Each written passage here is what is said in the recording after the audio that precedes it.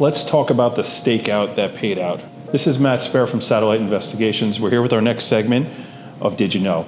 This is a segment where we talk about investigations and things that investigators do that you may not realize, or ways, if you're an attorney, that we can help your firm. So today we're going to talk about a special circumstance where a plaintiff attorney's office hired us to do a surveillance.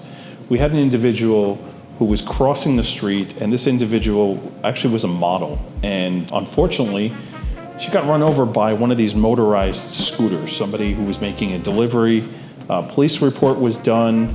That particular individual did not own a motor vehicle, so there was no household insurance, there was no real good coverage. And this model actually had devastating injuries to her face, and her modeling career was pretty much over.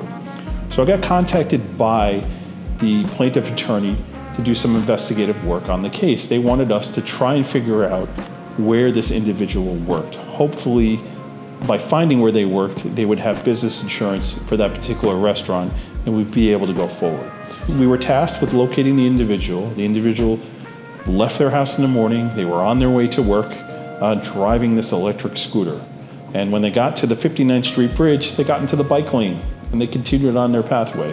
Well, we had investigators waiting on the other side in Manhattan, on the bike lane with a motorized scooter, and we were able to follow this individual to their place of business and determine which restaurant they worked at. After some back and forth between the attorney and the restaurant owners, it was determined that there was $1 million policy for liability. So we were able to turn this case into some real dollar values and get this person who's been injured the proper relief that they were entitled to receive.